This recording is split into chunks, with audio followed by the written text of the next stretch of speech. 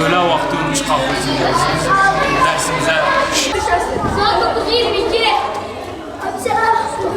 Saat 9:22.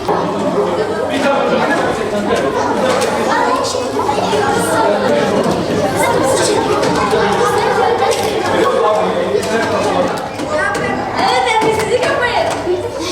Yapar mı? Yok, gel. Aynen.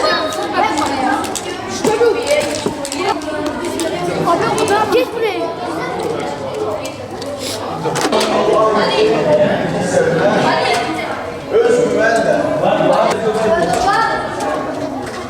Herkes dinleyecek. Sen de anla.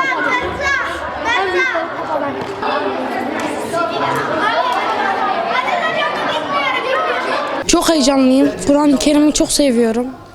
Hocalarımı çok seviyorum. Arkadaşlarımı çok seviyorum. Böyle yani içimize çok güzel bir his geliyor. Çok seviyoruz biz. Kur'an, Allah-u Teala ile alakalı şeyler öğreniyoruz. Böyle Kur'an'ı okuyoruz. Kur'an'da bilmediğimiz cümleleri anlıyoruz ve okuyoruz. Peygamber Efendimizin hayatından anlatıyorlar. Çok seviyoruz. Sevgili öğretmenlerimiz bize her şeyi öğretiyor. Çok güzel dini şeyler öğreniyoruz. Böyle Hazreti Ali, Hazreti Ömer, bütün yani böyle peygamberlerimizin hepsi, iyi insanların hepsini anlatıyor hocamız. Bu yıl 4. yılım abi. Arkadaşlarımla falan geliyorum. Kur'an'ın 10. sayfasındaydım. Ondan sonra böyle aradan çok fazla ay falan geçtikten sonra Kur'an'ı unuttum. Elifba'ya geçtim. Gece gündüz okumak. Her gün okuyacağız. Her gün okumalarını isterim. Kur'an kursu bittikten sonra gece gündüz gelip okuyabilirim. Çünkü çok seviyorum. Böyle bana bir tane şiir gibi geliyor. Çok seviyorum. Aşırı fazla seviyorum yani. Mesela ben Kur'an'ı çok seviyorum. Herkes seviyor. Ve gelirlerse böyle cennetlik olabilirler. Herkesin gelmesini istiyorum. Her zamanki gibi Kur'an kursunu çok seviyorum. Ama sevdiğim bir yanı var. Mesela hep arkadaşlarımla oynuyorum. Üzerine geçtim sıcak havada camiye gelip klimanın önünde oturabiliyoruz, namazımızı kılıyoruz. Şükür Allah'a. Çok heyecanlıyım. Kur'an'a önce yani unuttum mu unutmadım mı daha bilmiyorum. Kur'anları dağıtmadılar. Dağıtılacak. Yani hemen hemen dünya kadar. Kuzenimle geldim. Peygamber Efendimizin sayesinde geldiği için, Peygamber Efendimiz'i sevdiğim için Kur'an'da sevdiğim. O yüzden Hazreti Muhammed, Hazreti Ali yani hemen hemen tüm peygamberler. Evet her yıl geliyorum. Bu 4 yılım oldu. 4. yılım çok güzel mesela.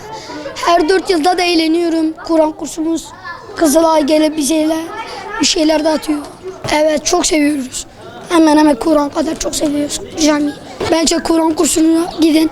Çünkü şu an çok eğleniyoruz. Yani eğlendiğimiz için sevap da kazanıyoruz.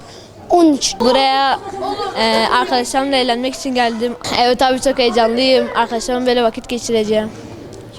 Namaz kılacağız, öğreneceğiz. Evet her gün geliyorum işte bu yılda geldim. Her yıl daha eğlenceli geçiyor. Evet çok seviyorum. Çünkü cami Allah'ın evidir. Allah'ın evinde ders öğrenmek, Kur'an öğrenmek çok güzel. Kur'an'da 7. yüzdeyim. İnşallah bugün bu yaz Kur'an'ı hatime edeceğim. Hafızlık biraz zor. Evde okusunlar, boş zamanlarda okusunlar. Ya da camiye gelsinler.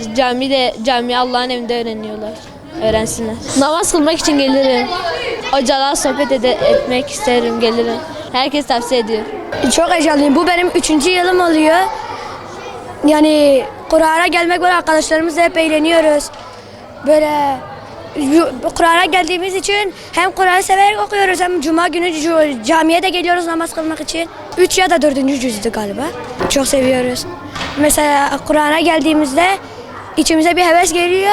Sonra da böyle Cuma'ya her şeye gitmek istiyoruz. Kuzenimle geldim. Kuzenimle beraber her zaman geliyoruz. İlk önce caminin arka bahçesine gidiyoruz. Poğaça yiyip buraya geliyoruz. Evet ediyorum. Gelmiyorsalar da evde okumaları daha iyi. Evde de okurlar, burada da okuyabilirler. Camiye gelmeleri daha güzel. Namaz kılmaya da gelirim.